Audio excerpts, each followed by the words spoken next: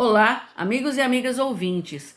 Eu sou Helena Sampaio e falo em nome da Rebraus, a Rede Brasileira de Letramento em Saúde.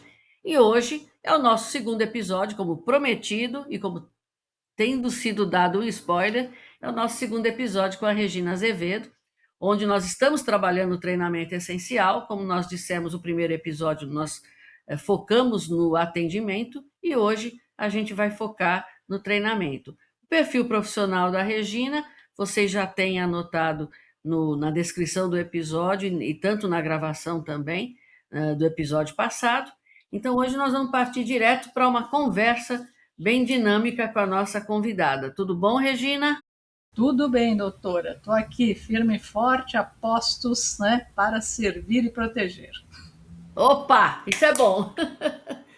Escute, vamos começar falando um pouquinho de atendimento presencial versus atendimento digital e ou por telefone. O que é que você me diz sobre isso? Isso aí é o grande desafio, eu acredito, do momento, né? A primeira impressão é o diferencial que realmente funciona.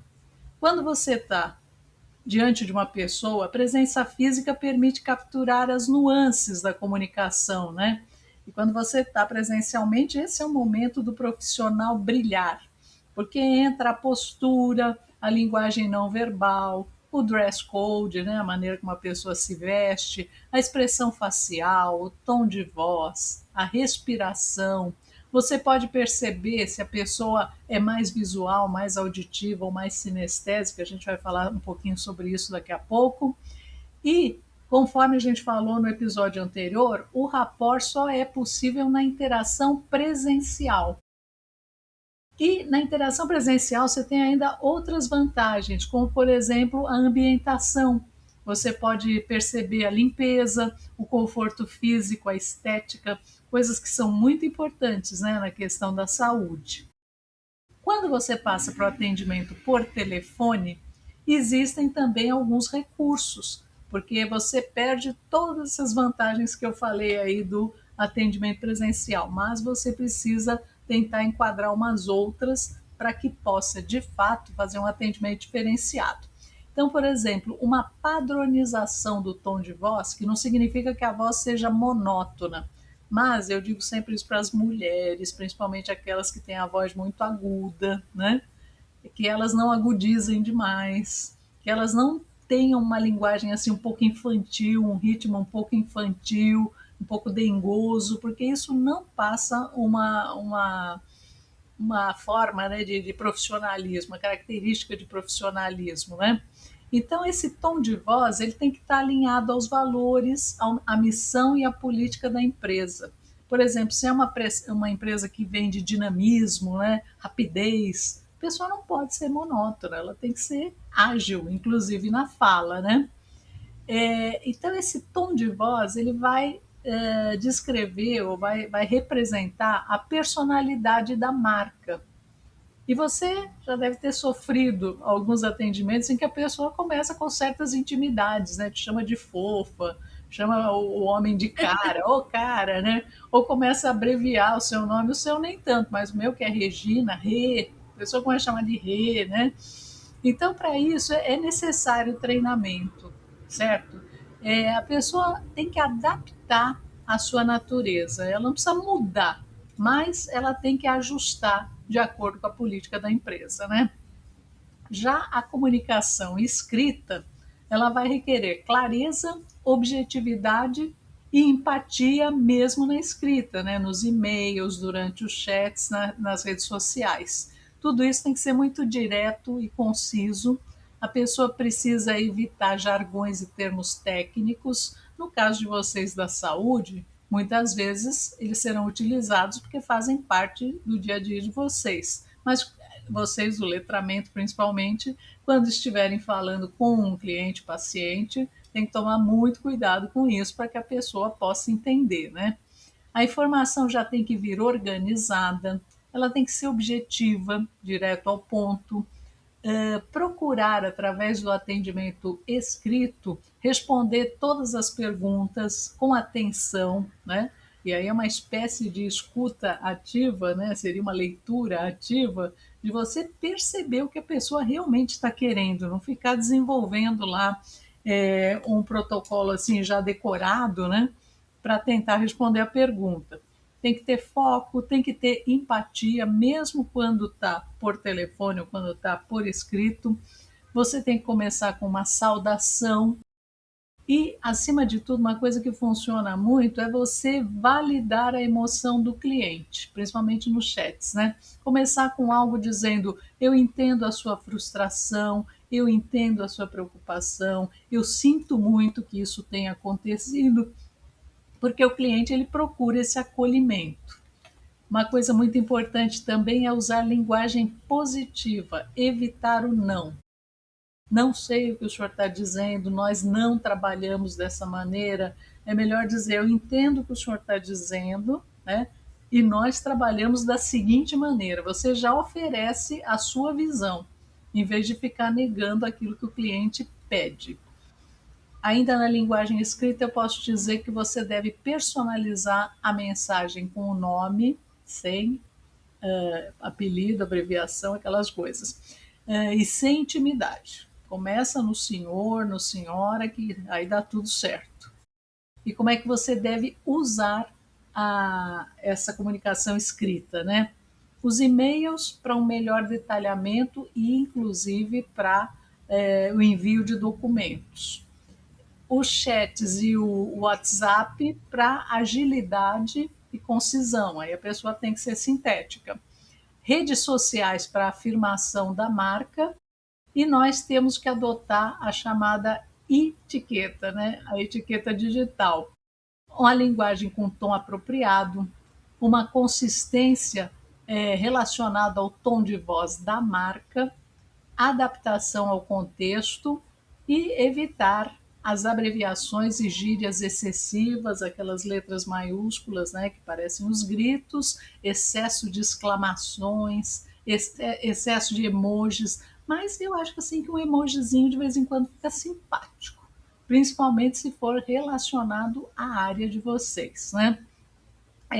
Ortografia e pontuação têm que ser corretas, e devem ser também ágeis e precisas. O tempo gasto com as mensagens, ele deve ser computado tanto no tempo que você investe escrevendo, quanto naquele tempo que o outro vai ter que investir lendo, certo? E, se possível, sempre que possível, responda prontamente com empatia, mas não seja escravo do WhatsApp, né? Você não deve responder mensagem às 10 da noite, à meia-noite, a não ser que pessoas da área médica sejam questões de emergência, mas outras questões não, né? Direcione as conversas por direct, quando elas forem abordadas na rede pública, né, nas redes sociais, e, na medida do possível, você tem que manter a calma e o profissionalismo, né? Então, aí a gente falou um pouquinho sobre o atendimento digital e o atendimento por telefone, né? Então, eu acredito que muitas dessas dicas, né, que eu passei aqui, vocês já adotem, ou pelo menos você tenha percebido a importância delas, né, doutora? Sim, Regina, você estava falando e eu estava me lembrando que não todos nós da saúde, mas a gente que trabalha com letramento em saúde, os fundamentos do letramento em saúde nos dão, não assim detalhadamente em todos os momentos, mas dão essa fundamentação aqui. Fundamentos da fundamentação é ótimo, né?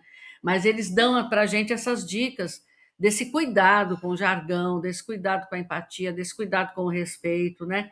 E eu estou satisfeita de ver, porque como nós estamos num podcast, né?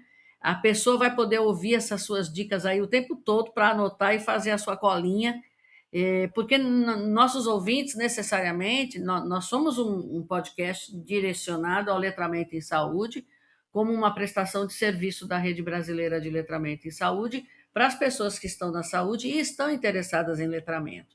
Então, aí nosso público é altamente diversificado. Eu tenho pessoas que já sabem isso que você disse, não sei se fazem, mas já sabem. Mas, assim, eu tenho um grande contingente de pessoas que não sabem, porque estão começando agora nessa área. E assim, na saúde, quando a gente aprende a atender, a gente não aprende com essas dicas que você deu. Entendeu? Quando a gente envereda para a questão do atendimento mais humanizado e mais afetivo e mais empático, a gente começa a estudar isso aí. Mas na faculdade, nos muros da faculdade, a gente não aprende. A técnica é bem papum, é aquela técnica, né? Aquela coisa bem segmentada e bem assim, eu sou tudo, eu sei tudo, e você está aí para aprender e para ouvir, você não vai ter nenhum feedback para me dar, não é assim, não? É assim mesmo, e eu costumo apresentar essas receitinhas, né, esses checklists, justamente para que a pessoa tenha a consciência, né? Porque às vezes isso tudo está embotado no inconsciente da pessoa.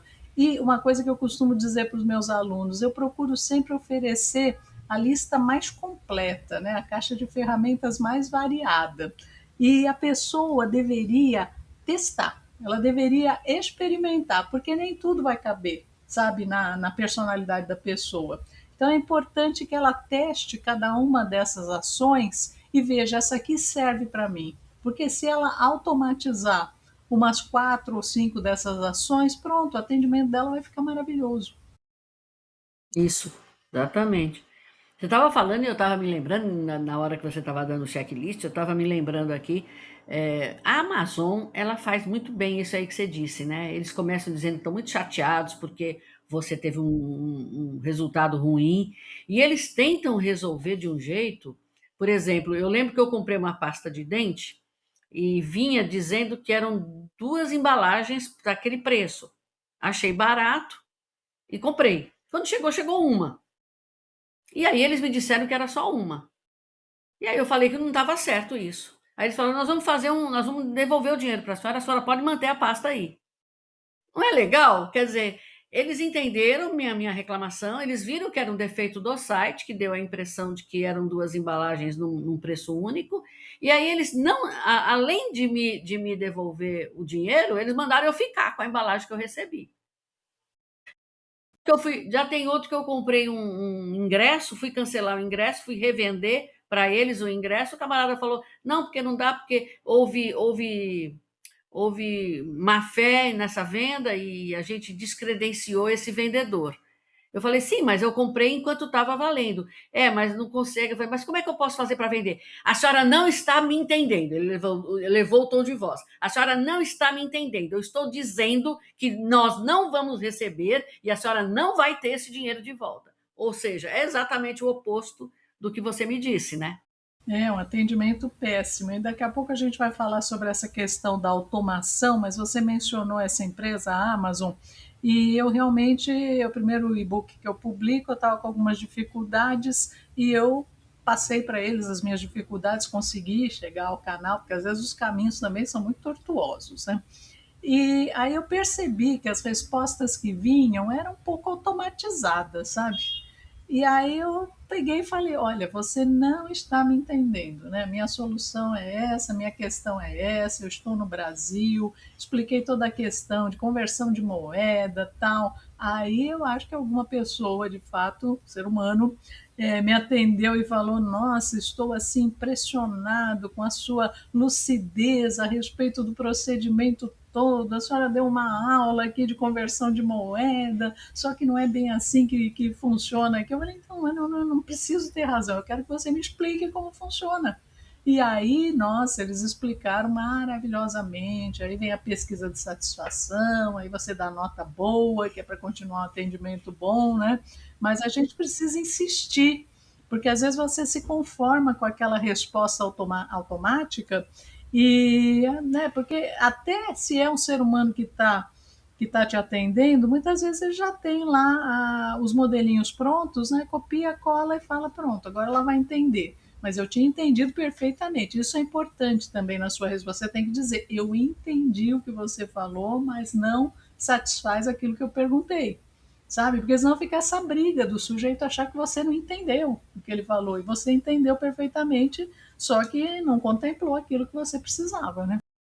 Exatamente. Exatamente.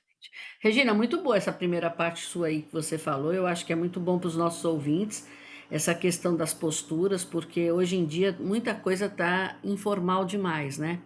E Sim. eu conheço alguns profissionais que são interessantes nessa área de saúde e letramento em saúde. Eles têm uma postura quando eles estão num atendimento formal, empática e tudo mais, mas eles têm uma outra postura totalmente escrachada, vamos dizer assim, quando eles estão no Instagram. No Instagram é outro público, outra pegada, penso eu, né? Então aí eles mudam, aí eles ficam. Aí eu fico imaginando, essa pessoa aqui falando desse jeito num atendimento presencial não ia dar certo. Né?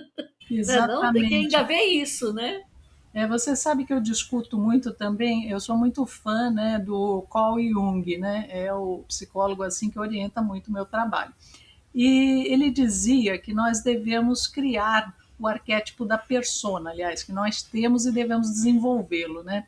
Ele dizia que a persona deve ser, digamos, né, aquele tipo de máscara do teatro, daí que vem a palavra persona, deve ser desenvolvida na direção de você representar bem o profissional que você é. Então, um exemplo clássico que ele dá, um médico deve se parecer com um médico. É claro, os médicos, eu conheço vários, que no fim de semana eles são motociclistas, né? Tem aquelas Harley barulhentas e tal. Então eles fazem tatuagem e tal, colocam umas touquinhas, umas coisas estranhas e tal. Agora, eu acredito que você não pode chegar na segunda-feira ao consultório de um médico, ele está lá com a unha suja de graxa, porque ele mexeu, sabe, na Harley, né? E vem todo com a touquinha, e vem com a camiseta, né? Com o casaco cheio de caveira. Eu acho que não dá. Caveira é ótimo.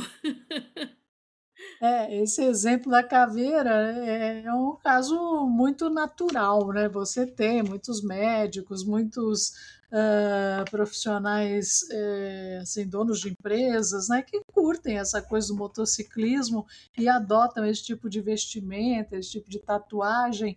Porém, eu discordo do Jung nessa questão. Eu acredito que não se pode fazer uma persona profissional que não esteja perfeitamente alinhada com a pessoa que você é. Você tem que ser a mesma pessoa em qualquer lugar.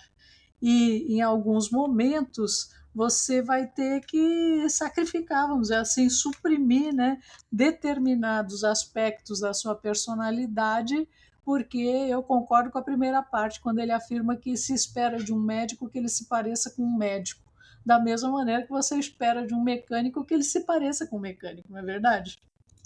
Uhum. Exatamente.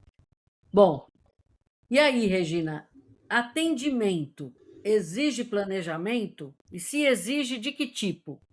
Olha, claro que o atendimento, como a maioria das atividades que a gente desempenha, ele é muito mais eficaz e preciso se existe o planejamento. Nesse nosso livro do treinamento essencial, nós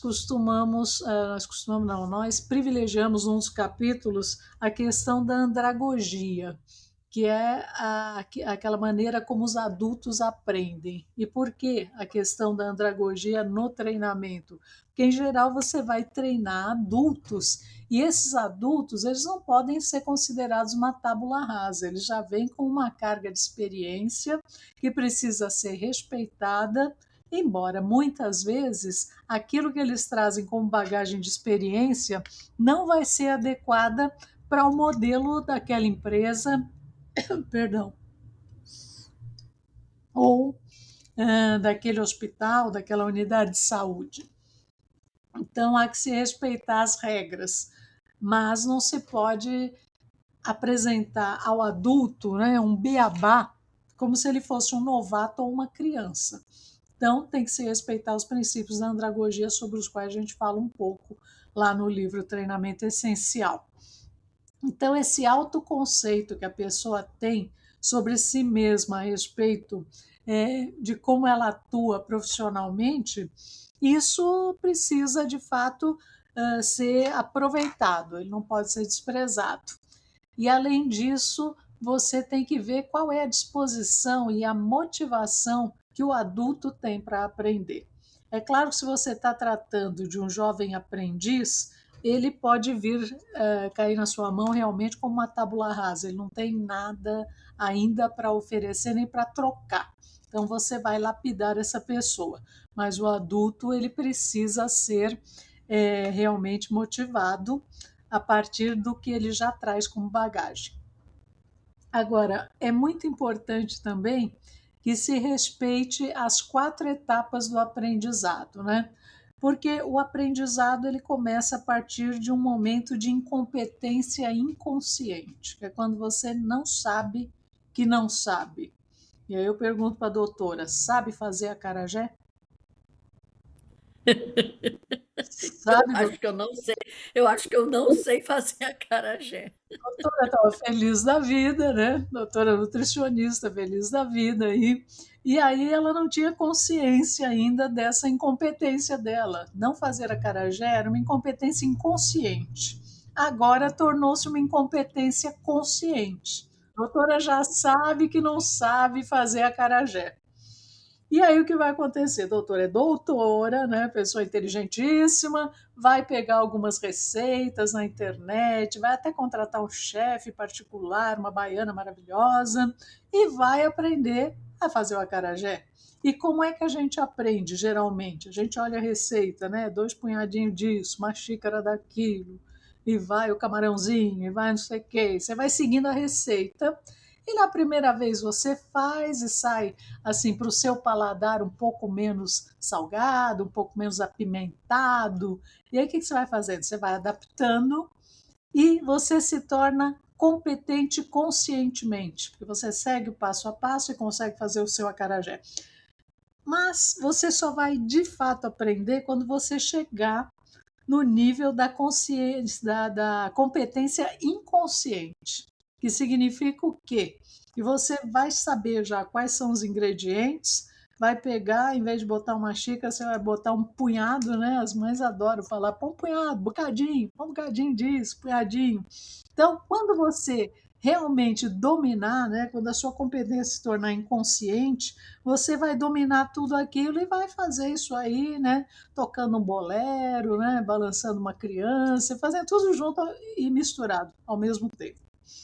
Então, essas 4 etapas do aprendizado precisam ser respeitadas, identificadas para facilitar também a questão do treinamento. Isso faz parte do planejamento. Outra questão que eu gosto de apontar é a busca por metas realizáveis.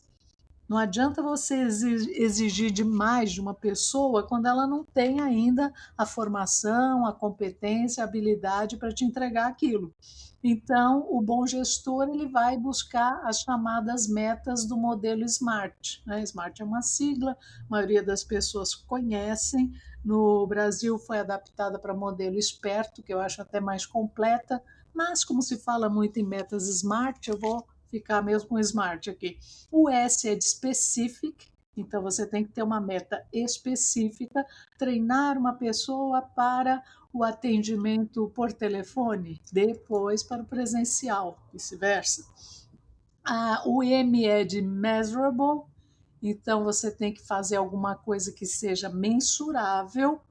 Aí você tem o A, que é de essa palavra é difícil para mim, achievable, né? Atingível.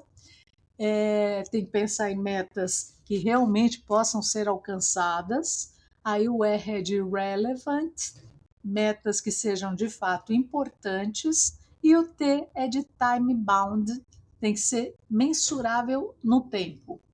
Então, se você usar esse modelinho das metas SMART, você vai conseguir propor metas realizáveis para a sua equipe. Além disso, é interessante que o gestor tenha em mente, né, o mapa completo da jornada, o que, que ele vai fazer primeiro, o que, que ele vai fazer em segundo lugar, onde ele vai chegar com essas ações todas. E para isso são úteis também os cronogramas, o treinamento, que, como o próprio nome do livro diz, é essencial. E esse treinamento hoje é muito facilitado porque ele pode ser misto, ele pode ser online, né? Na fase, por exemplo, dos fundamentos, você pode passar toda a teoria online, mas ele pode ser presencial na fase do desenvolvimento das habilidades, porque aí você vai estar diante da pessoa, vai poder ver toda aquela questão que nós já vimos anteriormente da linguagem corporal, da expressão da pessoa, se ela está gostando, se ela não está. E pode ser também presencial na fase da mentoria e da aplicação. Na quarta fase, que é a fase da reciclagem e da mentoria contínua, aí pode ser de novo online. E aí pode ser de um período assim mais espaçado, pode ser semanalmente, mensalmente. E aqui eu queria lembrar que o planejamento ele é sempre retroalimentado pelo feedback. É muito importante o feedback. O feedback deve ser contínuo em relação aos atendentes e ele pode funcionar de maneira corretiva ou de maneira afirmativa, sempre pensando no desenvolvimento do colaborador. Se ele está falhando em alguma coisa, você realmente deve posicioná-lo, né, mostrar a falha, claro que amavelmente, não precisa ser estúpido, mas pode ser gentil e mostrar que ele está errando, que falta para ele conquistar alguma coisa em termos de atendimento. E se ele está indo super bem, pode ser a fase afirmativa em que você vai elogiar, você vai premiar e vai fazer com que a pessoa cresça na sua autoestima. É muita coisa. Eu estou aqui pensando o que que muitos de nós fazemos, né? A gente faz o a gente faz esse treinamento para o atendimento, de uma maneira muito automática, Regina. Não todos, lógico, tô falando assim da grande maioria, e principalmente o pessoal mais tradicional, mais antigo. Você faz automático. Eu tenho um conteúdo X para passar e vou passar, ignorando qualquer coisa que a pessoa possa trazer para mim, partindo do pressuposto de que ela não sabe e vai ter que aprender a fazer do jeito que eu quero e não de uma mistura do que ele quer mais o que eu quero, né? E aí a gente faz essa coisa automática e a gente aciona, Regina, a própria capacidade de fazer um treinamento atraente ou não. Então, uns de nós são mais secos, são mais monótonos, monocórdicos, mas estão fazendo. O outro é mais, vamos dizer, tem o dom da palavra, vai lá e faz também, mas tem mais assim, não faz porque raciocinou dessa maneira, faz porque tem o dom da palavra mesmo. Então, eu acho que nesse aspecto, essas dicas que você deu e o conteúdo do seu livro, eles vão ajudar muito, porque eu acho que nós precisamos fazer um treinamento, como você mesma mostrou, tem que estar planejado para ter sucesso. E tem que levar em consideração tudo isso que você disse. Quando você falou da teoria andragógica, é uma coisa que a gente fica falando tanto quando a gente vai falar com o usuário que está lá no fim da cadeia, na andragogia, porque é adulto, e a gente não pensa que quando a gente está fazendo o nosso treinamento de pessoal, a gente tem que pensar nisso também, né? Eu acho que são dicas e posicionamentos valiosíssimos que você colocou aqui para a gente, sabe? Então, e aqui eu acho que cabe falar daquela questão dos sistemas representacionais da programação neurolinguística, que eu falei que a gente ia falar mais para frente, mas eu acho que encaixa bem aqui. É a questão das pessoas que aprendem melhor através dos canais visuais, auditivos ou sinestésicos, né, sensoriais. E eu até dou um exemplo que funciona muito para as pessoas de fato entenderem, né? Quando uma pessoa tá, uma mulher principalmente, né, ela tá olhando uma vitrine para comprar sapato, ela tá naquele momento visual dela. Ela não apenas está olhando os sapatos reais, como na cabeça dela está passando uma série de imagens em que ela já está combinando sapato com vestido, já está imaginando a festa, ela está imersa num universo visual. Aí, o que que acontece? O vendedor é treinado para chegar, vende dentro da loja, a vez dele vender, aí ele chega e fala assim: posso ajudar? E o que que a pessoa responde geralmente? Ela responde assim: eu só estou dando uma olhadinha. Essa palavra olhadinha já identifica que ela está no sistema visual. E aí, geralmente, os alunos falam: mas o que que a gente faz então? Não pode abordar auditivamente? Eu falo: olha, duas coisas que você tem que fazer. Em primeiro lugar, você tem que ficar no campo de visão dessa pessoa, porque quando ela quiser abordar verbalmente alguém, ela tem que ter alguém. Então é assim, ela vai olhando a vitrine, sapato, sapato, sapato, pum, atendente. Né? No fim da vitrine está o atendente. O atendente dá um sorriso, geralmente já faz uma conexão, já era uma empatia. Aí ela vai chegar para ele e vai dizer: você tem aquele modelo no tamanho tal, né? Será que ele é confortável? E aí, se a pessoa for treinada, bem treinada, ela vai dizer: ah, você viu que modelos lindos. Tudo isso diz respeito ao código visual. Que modelos lindos. Pessoas que são visuais, elas gostam de coisa da moda. Ah, recebemos inúmeros modelos aqui, última moda e tal. Com isso, você atrai o cliente para dentro da loja. Aí você entrou já no âmbito do canal auditivo, começa a conversa. E quando chega lá dentro, o fechamento se dá no canal sinestésico. Né? A pessoa tem que experimentar o sapato, tem que se sentir à vontade, por isso que se o vendedor for esperto, ele traz um número ideal, um número maior, um número menor, ele já desce com aquela pilha de caixa, outros que ele já entendeu a psicologia de compra lá do cliente, então ele traz outras coisas parecidas, certo? Que ele acha que vão atender aquela cliente, e aí fica tudo bem. Agora, homens, por exemplo, são muito mais auditivos para comprar. O homem entra na loja e fala: eu quero um sapato marrom de sola de borracha e que seja de amarrar ou que não seja de amarrar. Já começa no auditivo. Então você não arrasta o sujeito para fora da loja para ver na vitrine: olha, tem aquele que é bonitinho, tem aquele que é a última moda, porque aí você não vai vender. E isso não é só uma questão de blá blá blá, de psicologismo, não é nada disso. Isso é uma questão de estrutura mental, porque todos nós que temos os 5 sentidos temos maneiras que foram aprendidas muito em idade muito jovem, né? Até na primeira infância, sobre os estímulos a que nós fomos submetidos e que foram sendo direcionados para que fossem os nossos preferidos para lidar com o mundo. É bacana isso, né, doutora? Acho fantástico. Acho que é isso aí. Não tinha pensado nessa possibilidade. Mas essa é uma possibilidade muito eficaz da programação neurolinguística. Chamam-se sistemas representacionais. E aí eu dou uma aula só sobre isso. E aí eu falo para o aluno na aula seguinte: então, né, nós falamos sobre os sistemas representacionais. Eles são representação do quê? E aí eles se olham e dizem: do quê? Do quê? São a representação da realidade. É como você traz o mundo de fora para dentro de você. Por isso que chama sistema representacional, sistema de representação da realidade, do mundo, das coisas do mundo, sabe? E eu acho que quando a pessoa entende isso, ela tem muito mais facilidade para se relacionar com o outro. E ela pode perceber isso pela maneira como o outro se veste, pelas palavras que ela usa, né? Você viu a pegadinha? Ela só estou dando uma olhadinha. Ela está totalmente imersa no sistema visual. E para fazer essas transições, a pessoa precisa usar gatilhos adequados e agir naturalmente, porque senão não cria a tal da empatia sobre a qual a gente já falou no episódio anterior. Eu vou prestar atenção, porque eu sou classicamente alguém que diz: eu estou dando uma olhadinha. Então eu vou começar a perceber agora como é que o lado de lá reage quando eu digo isso, né? É, E eu acho que esse aparente desinteresse, né?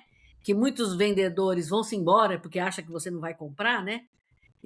Como você disse, ele deveria ficar ali para ficar no campo visual, né? Mas ele vai embora quando você fala que está dando uma olhadinha, né? Aí eu fico imaginando num treinamento mesmo, é isso aí. Se eu não conseguir cativar o indivíduo, ele vai estar dando uma olhadinha no meu treinamento, ele não vai realmente incorporar tudo aquilo que precisa ser incorporado, né, não? exatamente, porque alguns eles se incomodam até com a posição do corpo na cadeira. Se a cadeira não é muito confortável, eles assimilam muito, muito menos. Se a temperatura não está agradável, se ele está com fome, se ele está com sono, esses são os sinestésicos, né? Os que reagem de acordo com seus estímulos sensoriais. Então, às vezes, é hora de dar uma paradinha, vamos beber uma aguinha, vamos fazer pipi e vamos comer uma bolachinha, porque tem que atender esse público. E tem aqueles que são auditivos, que às vezes você fala, o sujeito não está interessado, não está prestando atenção. Não, ele está pegando tudo, botando para dentro através do que ele ouve, e aí ele está conversando com ele mesmo, para elaborar Uhum. aquela informação, validar. Então, isso aí acontece na infância. Quando você é estimulado visualmente, você passa a observar mais o mundo. E depende é tudo, né? Uma questão até socioeconômica. Se você vive num ambiente muito inóspito, muito desagradável visualmente, você acaba desenvolvendo as outras habilidades dos outros sistemas. E aí você falou uma coisa certa, o vendedor às vezes, o treinador aí, o, o líder, ele não se afiniza com quem não é do mesmo sistema dele. Então, se ele é uma pessoa que se veste de maneira impecável, né, todo moderninho e tal, e o outro se veste, na opinião dele, de maneira relaxada, relapsa, ele vai dizer: ah, não, mas essa pessoa não tem valor, não, aquele é o código daquela pessoa, certo? Né? Tem até um truque, vou Uhum. deixar aqui para todos os ouvintes, um truque é ser bem atendido numa loja, saia de casa com uma sacola, né? Uma sacola de loja. Você nem não tenha nada, de preferência pega uma loja bacana, que aí você entra numa loja, o vendedor fala, esse aí compra, esse aí tá afim de comprar. Então ele vai te tratar que nem um rei. Agora, se você vai lá, né, tal, só, tipo, eu tô dando só uma olhadinha, aí você vai ser, não vai ser tão bem atendido, sabe? Porque na cabeça do vendedor tem isso também. O vendedor acha que você É, não tá afim. Isso é exatamente. legal, né? Eu gosto dessa parte. Eu acho o máximo, eu acho o máximo. Eu acho o máximo porque, assim, você fala em termos globais, mas a gente puxando para a saúde, a gente vê um monte de coisa que a gente deixa de considerar na hora dos treinamentos. E isso é muito, muito importante. Uma coisinha, na questão do atendimento, eu acho que às vezes o paciente, o cliente, que ele está lá mudo, né? E às vezes parece que ele não está prestando atenção, na realidade não, ele está elaborando ainda, está raciocinando, está projetando na mente dele a realidade dele, né? Está analisando, interpretando. Então isso é bem importante de focar nesse sistema representacional do próprio paciente. É, inclusive lembrar disso na hora do treinamento. Eu estava lembrando aqui, você estava falando, eu tive uma cliente uma vez que ela me parecia extremamente desatenta. E eu dando as orientações ali, dando o meu melhor, na minha opinião, eu estava dando o meu melhor, né? E aí a mulher saiu praticamente com duas perguntas que ela fez, ela foi embora e eu pensei, ela não volta mais, não vai seguir minha orientação. E pronto, fiquei satisfeita com essa constatação, entendeu? Paciência, dei o meu melhor, só que ela voltou. Ela voltou até eu dar alta. E as metas que ela tinha, que ela não verbalizou na primeira vez, ela falou: quero emagrecer. E não falou mais nada. E fez umas duas perguntas de dúvida da dieta que eu passei. Quando ela já voltou com alguns pesos perdidos, algumas medidas diminuídas e já dizendo até onde que ela queria ir. E aí ela conversou mais comigo. E aí ela foi comigo até ter alta. E ela foi um ótimo sucesso em termos de atender a própria meta e ficar realmente com peso mais saudável, com as medidas melhores. Então, quer dizer, eu realmente não valorizei muito esse visual. Ela estava visualizando, ela estava, aliás, ela estava ouvindo, ela estava me ouvindo, né? Me visualizando e me ouvindo, mas não estava conversando. E estava fazendo, porque é como você disse, estava falando com ela mesma, né? E aí ela vai abstraindo, né? Isso é muito legal. No treinamento é preciso que os ambientes, né, favoreçam os três aspectos: o aspecto do conforto físico, né, temperatura, a ergonomia das cadeiras, os bancos, sentar no chão, mas, né, que esteja limpo, arrumado, e tem que ter também um aspecto visual, não precisa ter flores, plantas, balões, mas tem que estar arrumadinho, numa certa estética agradável, e tem que favorecer aqui a pessoa da última fileira, que os auditivos são tímidos, muitas vezes eles se escondem lá nas últimas fileiras, que eles ouçam bem para que possam absorver dentro da realidade deles, né, do modelo deles. Até o ambiente, né, Regina? Porque aí eu fico imaginando, se eu for dar uma aula, por exemplo, de higiene pessoal e ambiental, eu tenho que ter um ambiente que condiza com isso que eu vou falar, né, não? Porque de Seguro. repente eu tenho um ambiente, né? Você está no ambiente público, muitas vezes as salas são imundas, empoeiradas, você tem que dar um jeito nelas na hora de treinar. Você tem que dar um jeito, porque não pode fazer isso, né? Vai contra, né? Exatamente. E, Regina, agora há pouco você falou que seja quem for o treinador, seja o líder, quem seja. Então, agora eu vou para o papel do líder, né? Qual é o papel da liderança para criar uma equipe desse atendente que a gente quer, que são os atendentes excelentes? Pois é. A liderança tem que ser diferenciada inicialmente de chefia. Chefia é um conceito antigo, eu acredito que até em termos de hierarquia, na segurança pública eu sei que ainda usa o termo chefe, né? Não sei se usa em outros lugares, mas a segurança pública, que é um espaço que me é mais próximo, eu sei que eles usam. Agora, aquele chefe que é o que manda fazer, que é o que fica agoniado porque ele tem que bater meta, porque ele, né, tem que vender mais, tem que aumentar a produtividade, isso aí está totalmente fora de uso e cada vez mais, porque o líder ele busca bater as metas, é claro, manter o ambiente organizado, porém ele busca fazer tudo isso através da motivação dos seus parceiros, daqueles com quem ele trabalha. Então, você precisa treinar os colaboradores, em primeiro lugar, para se afinizarem com a cultura da empresa. A gente falou no outro episódio a respeito da importância da cultura, da missão, da política, dos valores. Quanto mais os seus colaboradores estiverem afins, né, com esses valores da empresa, mais facilmente a coisa vai andar e mais facilmente ela vai se desenvolver.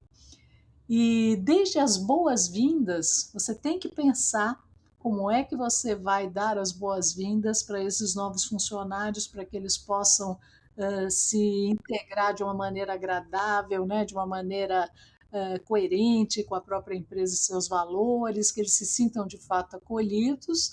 Então, a história vai desde a integração até a pessoa de fato ter vontade de vestir a camisa. Porque motivar é uma coisa que eu falo também, é diferente de entusiasmar. Tem muita gente que dá curso aí de entusiasmo, fala que é de motivação, e pula fogueira, e anda sobre as brasas, e anda sobre o caco de vidro, não sei o quê. Isso, para mim, é puro, pura, como é que fala, entusiasmo. A pessoa sai de lá entusiasmada no primeiro dia, né? Diz que vai matar um leão por dia. O dia seguinte, o tutor tá fora lá, sumiu o coach, o mentor, papapá. O cara não mata nem o gatinho. Também não é para matar gatinho, né, gente? Mas não vai matar o leão de jeito nenhum.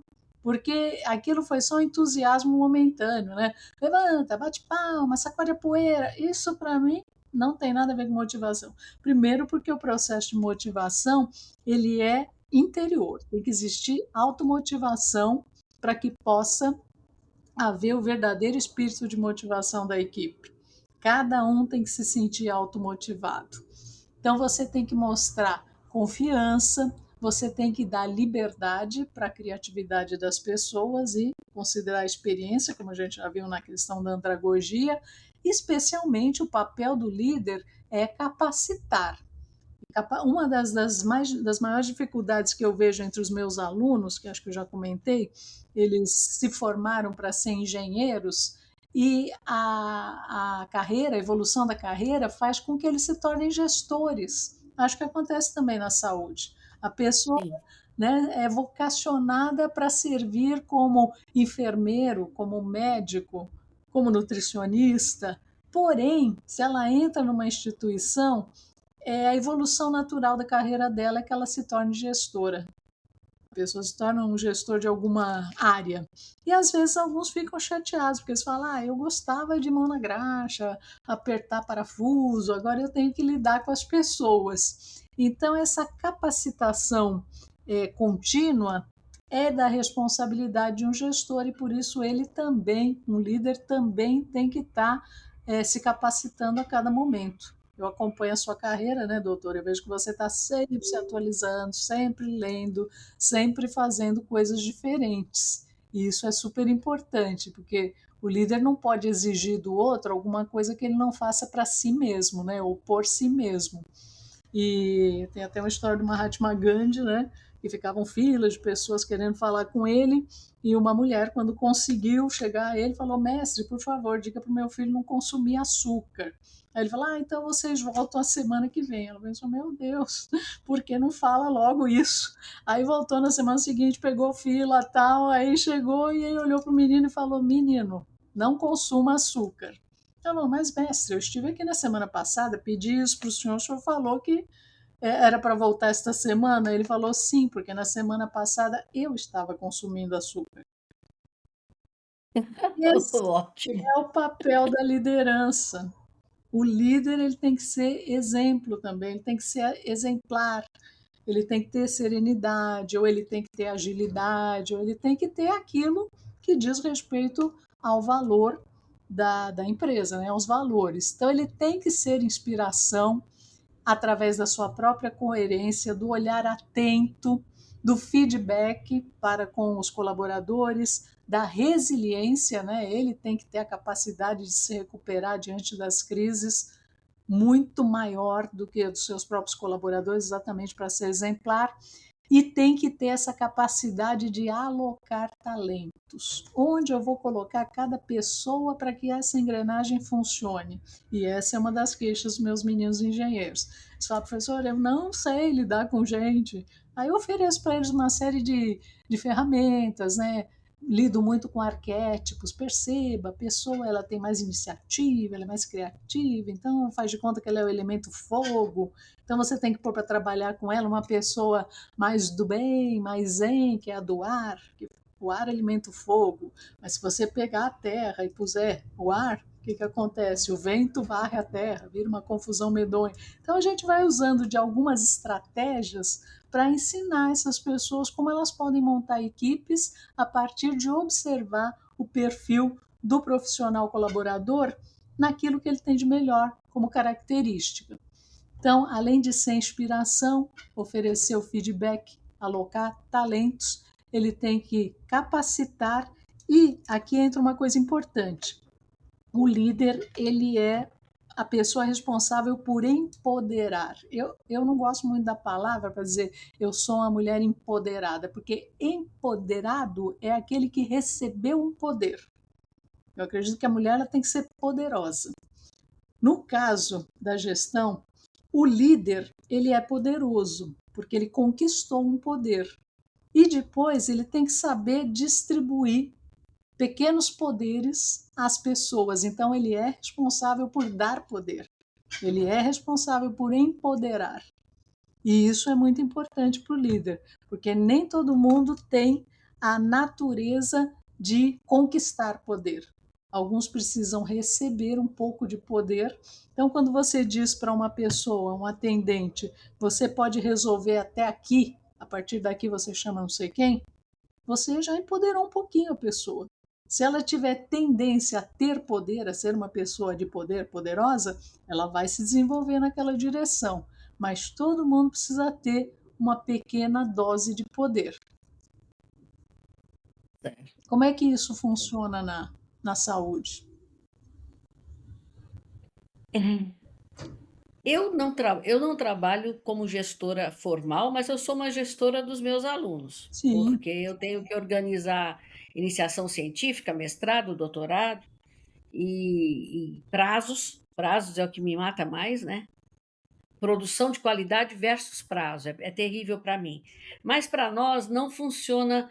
Eu acho que, de um modo geral, Regina, com algumas exceções, eu acho que a turma que está mais ligada nesses avanços que você está trazendo, talvez faça melhor.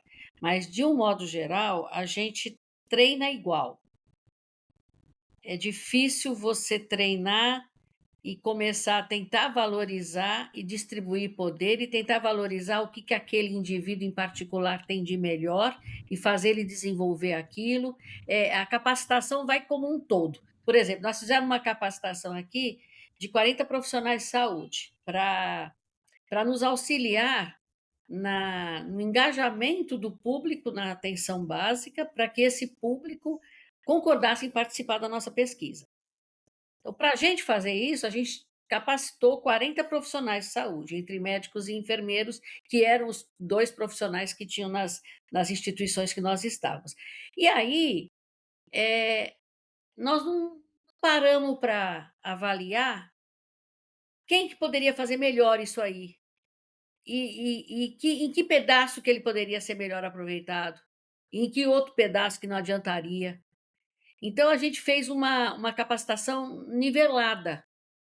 E pelo que você está dizendo, não é para ser só assim, né?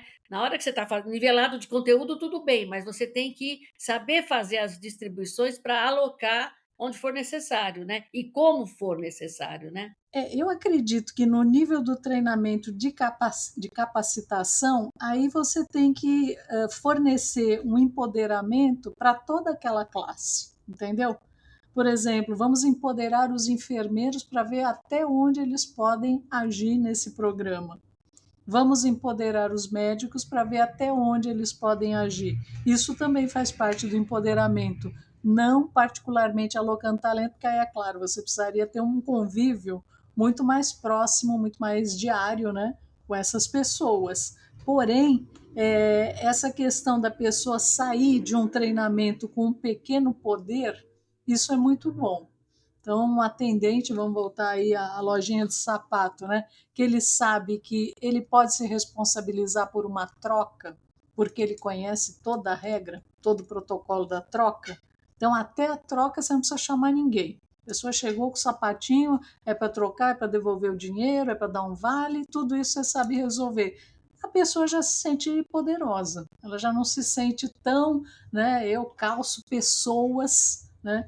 Eu fico lá Isso. acariciando os pés das pessoas. Eu posso, de fato, resolver um problema que é importante para a loja. A troca é um problema importante que você resolve. Então, é nesse É. nível do empoderamento. No treinamento, eu acredito que você tem que dar um poder igual para todo mundo. Né? É como se fosse um dom, como se você fosse uma fada madrinha.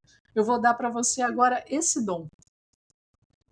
Não, eu entendo que tem que ser uma coisa nivelada, porque todo mundo tem que sair preparado para aquilo. Mas assim, a gente ignora, às vezes, o potencial de algumas pessoas para fazer mais do que aquilo, sabe? Há muitos anos atrás, nós fizemos um treinamento de professores de ensino fundamental. E foi tão interessante, a nossa toperícia, eu vou dizer assim, na época, que depois a gente acaba aprendendo. Nós estávamos fazendo um treinamento para usar o guia alimentar nas disciplinas do ensino fundamental. E a gente só queria o pessoal de biologia e ciências, porque era ligado à saúde, né? E aí a escola batalhou lá e conseguiu botar um professor de matemática com a gente, né? Aí não queríamos, mas não quisemos também desapontar a expectativa da pessoa e a expectativa da escola, né? Botamos lá o professor de matemática. Você sabe que o desempenho dele foi muito melhor, a gente deixou de aproveitar todo o potencial que ele tinha para ir além na capacitação. Porque ele começou a dar montes de ideias, de fazer teoria dos conjuntos, usando os tipos de alimentos, alimentos saudáveis contra não saudáveis, frutas contra vegetais. Ele pensou em teoria dos conjuntos, ele pensou em outras estratégias de matemática, tudo virado para alimentos. E a gente, na época, muito bitolado naquela coisa, né? Achando que aquilo ali não ia ter tanto valor, que realmente o grosso do que o indivíduo ia aprender ia ser na biologia e nas ciências, a gente não valorizou tanto de sentar com ele a mais e falar, ó, vamos ver então o que é que você pode fazer, não é não? Então, quer dizer, tudo bem, faz uns 15 anos isso aí, mas foi um aprendizado para a gente, um erro nosso, entendeu? Imagine até que um professor de história e de geografia poderia também contribuir. Professor de história falando, né, sobre a alimentação dos nossos índios, como é que era a alimentação que os outros imigrantes trouxeram. Seria uma colaboração. Ou geograficamente mostrando as plantações, né, os produtos típicos de cada região ou de cada país, seria bem interessante. Às vezes, de fato, a gente vê o problema só por um viés, né? E quando a gente Isso. amplia, nós conseguimos muitas outras colaborações super importantes. Labutar no letramento em saúde, para mim, né, que já sou muito antiga na área, mudou muito meu horizonte. Coisas que eu fiz no passado, que eu achava que eu estava certa, com certas atitudes rígidas, eu percebi que não estava certa, não. Hoje eu sei como eu poderia ter maximizado um monte de ações que a gente fez na saúde, sabe? Bom, mas é isso aí, não adianta chorar em cima de leite derramado. O importante é que você aprenda com o erro e melhore, né? Eu Sim. tenho a pretensão de achar que hoje eu estou um pouquinho melhor do que antes, né? Mas eu conto a experiência ruim porque eu acho que é bom para o nosso ouvinte saber que a gente realmente comete, vamos dizer, pecadilhos, né? E a gente precisa aprender com esses erros e fazer mudanças, né? Isso que você está dizendo está fazendo eu refletir hoje. Na verdade, a nossa entrevista está me levando a refletir uma série de coisas da minha vida profissional e pessoal. Ai, que ótimo, porque realmente nós precisamos fazer esse casamento da experiência com a inovação. Às vezes a gente é um pouco refratário à inovação, à mudança, porém precisamos fazer esse casamento. E antes de terminar a questão da liderança, eu queria só falar, né, como eu trabalho muito com esses modelos arquetípicos, no livro eu trago o exemplo de 4 arquétipos básicos de líder, que esses modelos são baseados no livro da Angelis Arrien, que chama O Caminho Quádruplo. Então, ela trata de 4 modelos de liderança, né, muito antigos, claro, e que todos nós temos dentro de nós, que seria o mestre, o guerreiro, o curador e o visionário. Claro que todo mundo acredita que um líder deve ser mestre. E na indústria, principalmente, as pessoas acreditam que o líder deve ser guerreiro para produzir grandes resultados. Mas no momento em que vivemos, o líder curador, que é aquele que apazigua as dores, as incompatibilidades, aquele que consegue colocar assim um pouco de sossego, né, de quietude no ambiente conturbado, e acima de tudo o visionário, que é aquele que imagina, sonha, voa alto, eles estão sendo bastante valorizados. É claro que a gente aponta lá no livro o lado positivo e negativo de cada um desses arquétipos, porque também não adianta você ser um visionário, né, maluco beleza, e ser um curador que tem peninha de todo mundo, aí quer curar todas as dores do mundo, tem todas as medidas para que você possa exercer a porção ideal de cada um desses modelos, de cada um desses arquétipos, para se tornar um bom líder. Maravilha. Então, mais uma vez, vocês precisam adquirir o exemplar do livro para pegar esses detalhes que a Regina está trazendo. Regina, e em relação aos clientes, como é que a gente pode encarar os desafios e os conflitos que aparecem? Aí vem outra questão, né? Nós vamos deparar com vários tipos de clientes, e no livro a gente tem uma abordagem para clientes difíceis, que não são apenas os clientes insatisfeitos. E a nossa reação, muitas vezes, ela vem a partir da ação do próprio cliente. Então, nós apontamos técnicas para lidar com aquele cliente impaciente, que é aquele que tem que ser tratado com eficiência e clareza, aquele que é crítico, e para esse você tem que dar um tratamento de objetividade. Tem aquele que é assertivo e agressivo, e realmente hoje nós lidamos muito com clientes assertivos, porque todo mundo acha que o pai Google tem todas as respostas. O cliente já chega achando que ele tem a resposta para a questão dele. E por isso, às vezes, se torna agressivo. Então, aí podemos usar o controle da voz, da respiração, treinamento da escuta ativa, sempre direcionando tudo isso para a solução do problema. Nós temos também aquele coitadinho, né, que é o queixoso.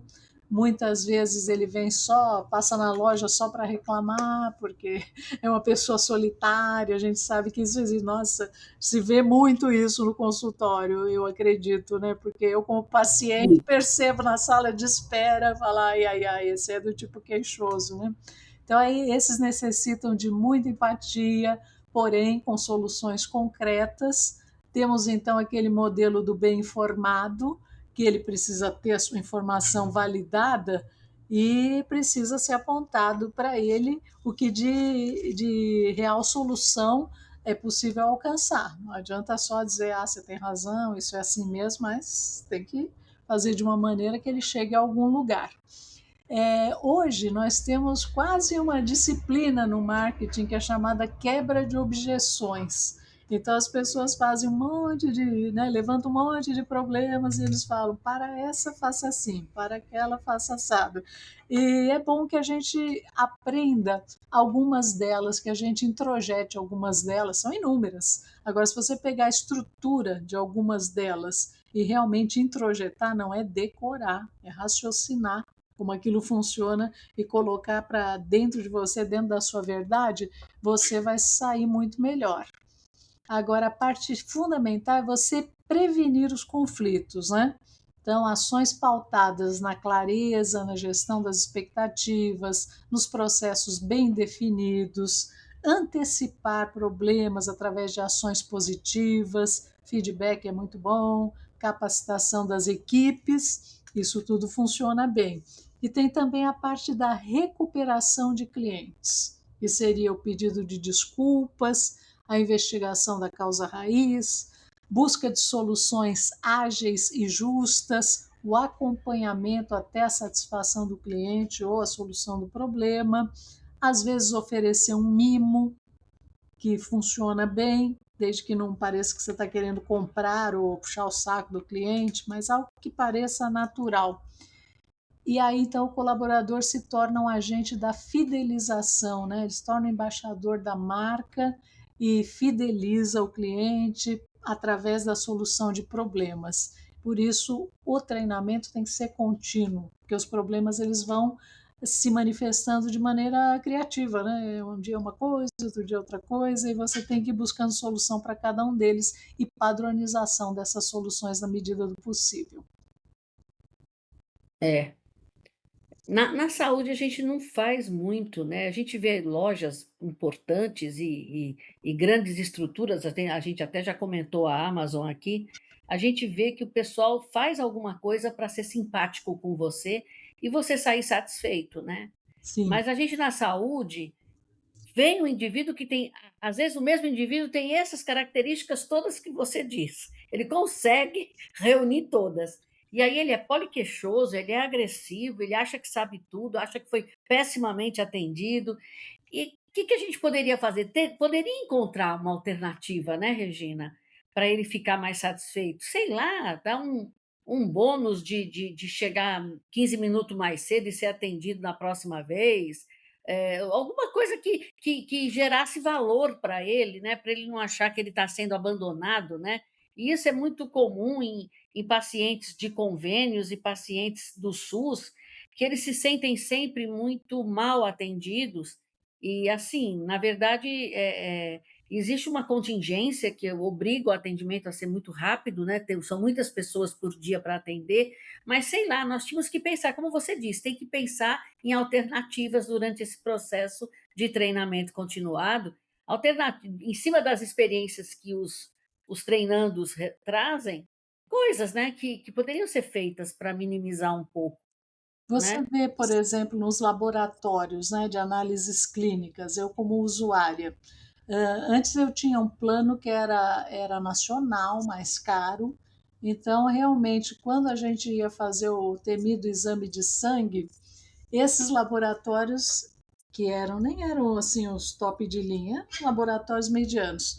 Porém, eles forneciam aquela fichinha lá do café da manhã e você tinha direito a escolher a bebida, a escolher o lanche. Quando a maioria dos laboratórios do mesmo nível do plano ofereciam só uma bolachinha, um cafezinho de máquina que você mesmo se questão de autoatendimento, você mesmo se serve e tal. Então, são pequenos mimos. Hoje eu faço parte de um plano que é um plano destinado à terceira idade, e você não acredita, eles têm um expediente que é tão simples e tão funcional nas principais unidades, eu acho até que todas, porque eu não conheço todas, eles oferecem assim a cada 40 minutos, meia hora, uma rodada de pão de queijo. Você acredita nisso?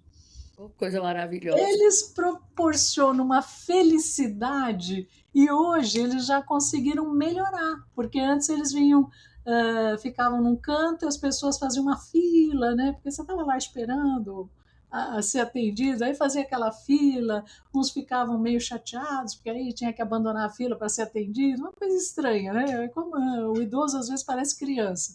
Hoje eles melhoraram isso, eles saem distribuindo muito mais elegante. Coloca numa cesta já um saquinho com aquele número de pão de queijo, vai na filinha, vai entregando. Então, veja, não precisa ser tão criativo. São pequenas coisas, né, que dilui aquele custo que tinha da bolachinha, do não sei o quê, faz de uma maneira um pouco mais criativa. As pessoas se sentem altamente acolhidas. E aqui em São Paulo tem um hospital também que trabalha com câncer e eu fiquei impressionada quando eu conheci, porque eu falei, é requisito aqui da pessoa para trabalhar aqui, ela tem que ser bonita, porque as pessoas eram muito bonitas, sabe? Na maneira de te receber, na maneira de se apresentar, você percebia que as pessoas de manhã, antes de sentar, desde a recepção até o médico, elas tinham cuidado com elas. Isso já é uma coisa muito importante, porque a autoestima da pessoa que está no processo de câncer é muito afetada. E quando você já é recebido por uma pessoa com um sorriso bonito, você vê que ela, né, passou um batom, que ela penteou o cabelo, que o uniforme dela está impecável. Eu fiquei assim mais encantada quando eu vi a pessoa da faxina limpando o corrimão externo do hospital. Ela estava lá toda, sabe, passando álcool, limpando. Eu nunca tinha visto uma coisa dessas, né, do lado externo.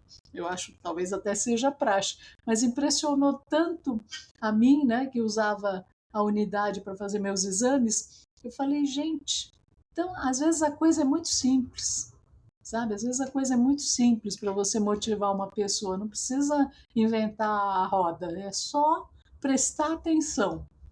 Você presta atenção e a coisa vai dando certo. Outra coisa, né? Disponibilizar, no caso, eles disponibilizam uma balança nos corredores, então a pessoa, né, a terceira idade está lá, a pessoa não tem uma balança em casa. Então ela já vai, ela se distrai se pesando. São pequenas coisas que contribuem com a própria ação do negócio, que no caso é a saúde pública, é a saúde, e também distrai, traz, acrescenta alguma coisa, né, ao usuário. Com certeza. Nessa questão do financiamento da saúde, para o serviço público, poderia realmente ser pensado em alguma coisa na linha de mimos, que não existe isso na dotação de recursos, né? Mas, por exemplo, você vê o pessoal do SUS é um pessoal que fica horas aguardando atendimento. E muitos deles vêm de outra cidade. Eles chegam 4 horas da manhã, ficam do lado de fora até abrir às 7, entram, e os médicos e os outros profissionais começam a partir de 8. Então, abre 1 hora antes, você já ficou duas ou três na rua. Então, quer dizer, se passasse um lanchinho, alguma coisa para aqueles que podem comer, né? Era interessantíssimo, porque diminuía o estresse, né? A pessoa muitas vezes saiu no horário que não deu para se alimentar. E se alimentou, 4 horas depois já está com fome. Às vezes você vê gente em posto de saúde que desmaia. Você vê gente que fica nervosa, tem um piripaque histérico, mas isso aí tudo, às vezes, é porque está estressado mesmo com o tempo e não tem nada que alivie aquilo. Muitas vezes é fome, é sede, né? É Desidrata. interessante isso que você. É, desidrata. É interessante isso que você disse, Regina.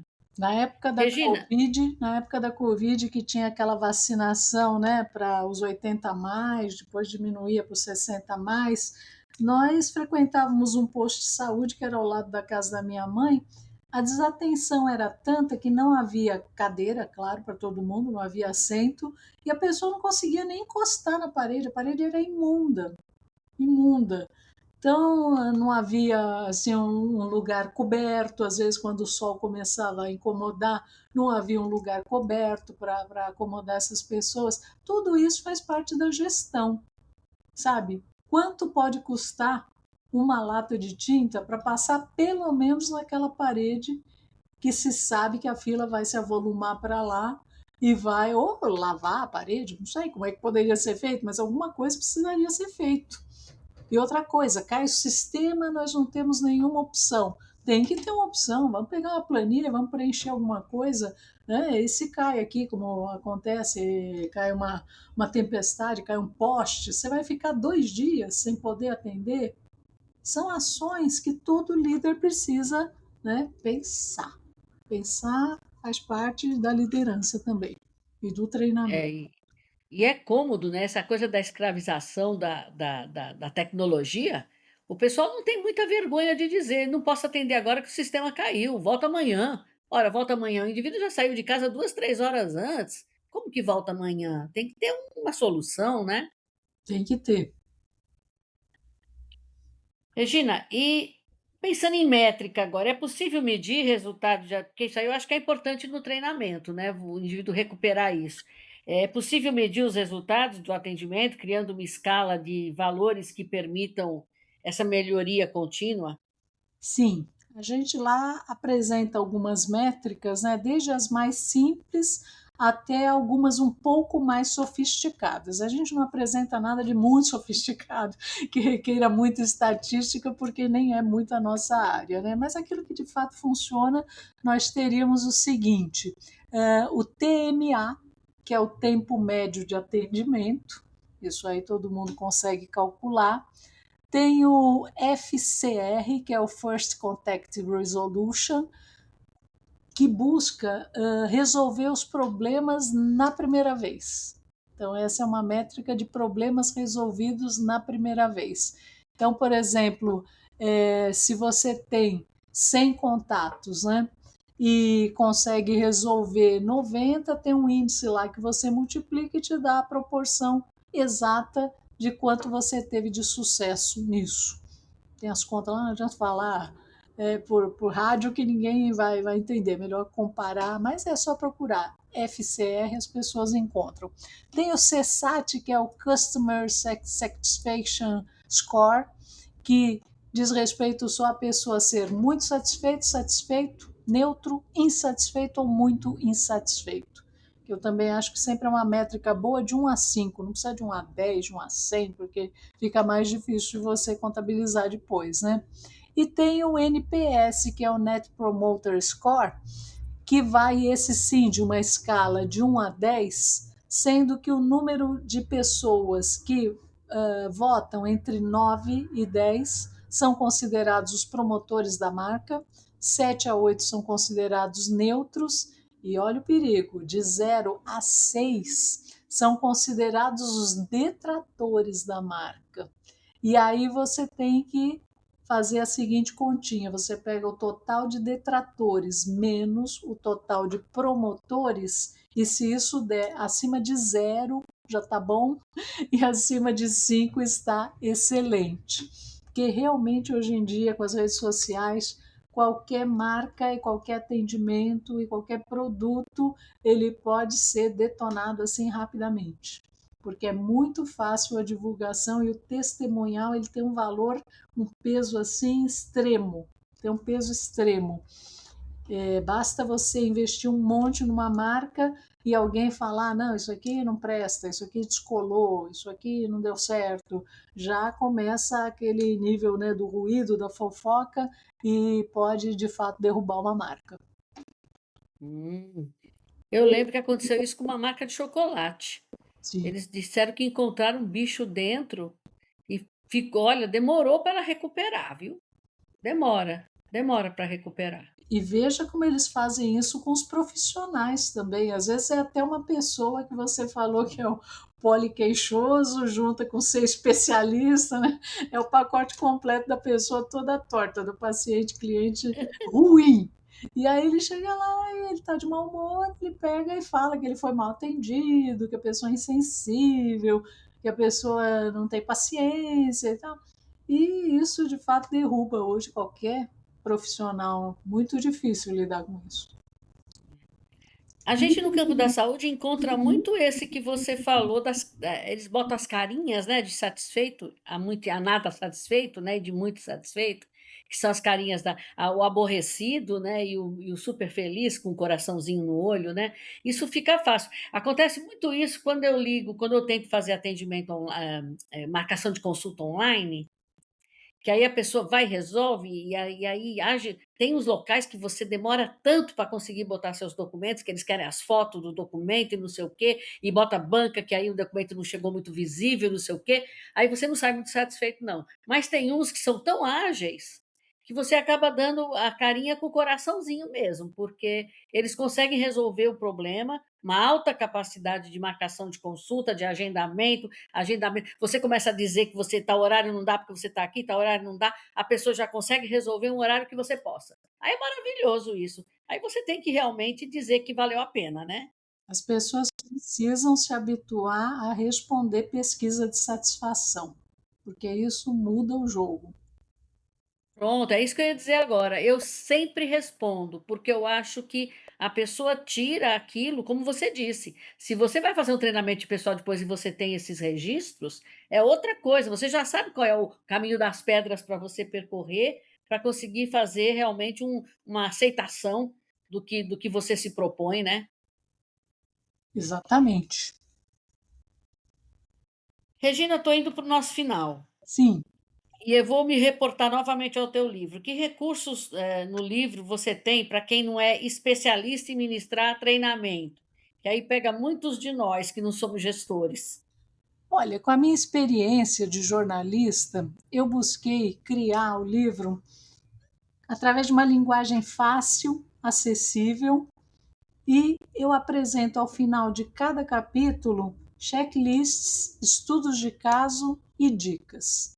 Então, eu procurei ser o máximo possível didática, de forma que as pessoas possam ter um bom aproveitamento. O livro ficou até um tantinho extenso, porque ele tem 10 capítulos e tem 240 e poucas páginas.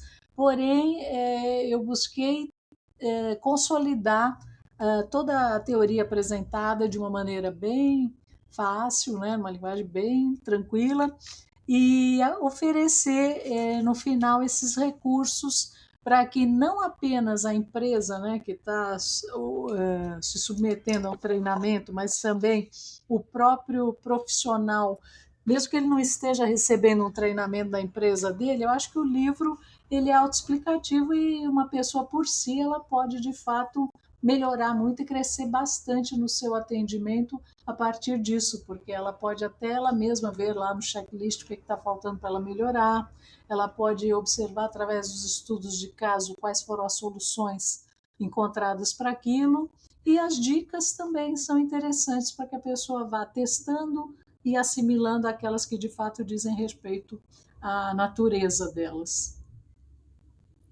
Legal. Você sabe que, eu não sei se você vai concordar, que uma das coisas boas é o estudo de caso mesmo. Na área da saúde, Regina, na área de letramento em saúde, a maior parte dos nossos textos que falam em treinamento de pessoal, capacitação permanente, treinamento continuado, tem um monte de nome que essa coisa recebe, né? Mas o pessoal fala muito da, da, da, da estratégia de você apresentar os estudos de caso. Porque pelos estudos de caso, muitos ali, eles já vivenciaram algumas daquelas coisas, ou se não vivenciaram, eles começam na discussão a encontrar soluções. Então, quando eles se depararem com determinadas situações, eles acabam sabendo se virar com essas situações, em termos de ter visto já num debate, né? Então, eu acho que essa questão de estudo de caso tem sido muito incentivada no campo do letramento em saúde, quando você fala em capacitação permanente. Você acha também que é uma boa estratégia? Você acha que ele funciona bem, o estudo de caso, Estudo de para caso treinamento? é maravilhoso, porque você pode aplicar toda a teoria sobre ele.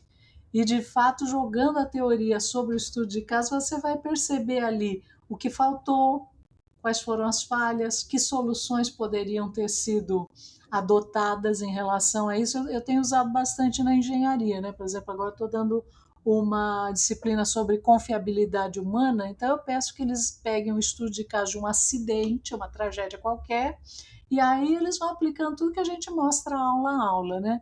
Questão de perigos e falhas, questões de como pode parametrizar isso tudo, e fica muito mais real e a pessoa assimila de uma maneira muito mais natural. O estudo de caso é importantíssimo. E é aquela coisa, não precisa dar certo. O que deu errado traz muita informação boa também.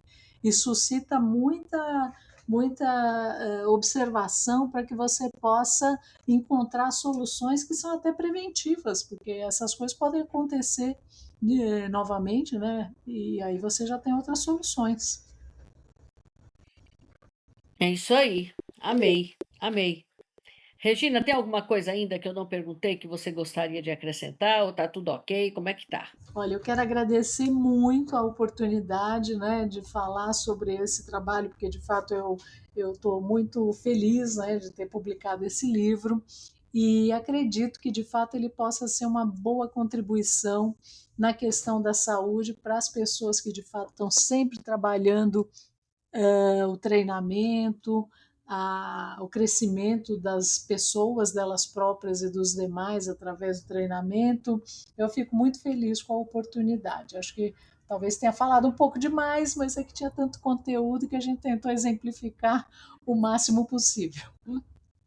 Eu acho que você fez muito bem, e aí deu um gostinho do pessoal também procurar o livro para adquirir. Eu já adquiri, já li, e eu acho que para mim melhorou muito algumas coisas que eu também não tinha atentado para aquilo ainda. Eu achei muito interessante. E assim, né? O nosso ouvinte é um ouvinte de nível superior, é um ouvinte que ou ele é já um profissional de saúde, ou ele é um estudante de curso de graduação na área da saúde. E aí eu sei que a gente não tem se preocupado muito com o tempo, Regina, aqui no nosso podcast. Tanto é que eu tenho episódios longos mesmo e tenho episódios curtos, eu deixo muito a critério do convidado, porque eu acho que nós todos somos habituados a escutar 2, 3 horas de conteúdo. Né? Nós somos habituados a isso com os congressos que a gente vai, né? Com os cursos que a gente recebe.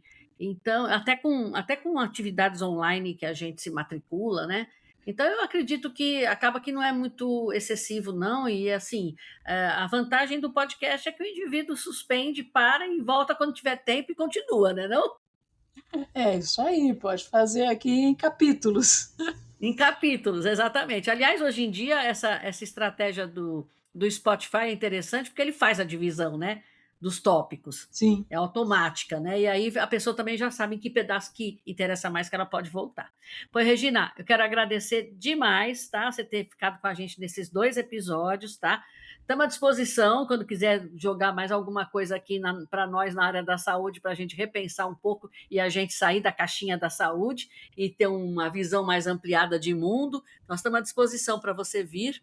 Tá? Agradeço, como sempre, aqui os nossos ouvintes, porque eles é que sustentam, né, o nosso podcast. Tá? Aguardo todo mundo, convido você a nos ouvir também e convido as pessoas novamente a ouvir você no seu próprio podcast Entre em Si.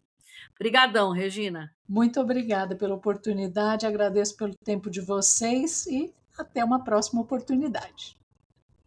Tchau, tchau. É isso aí.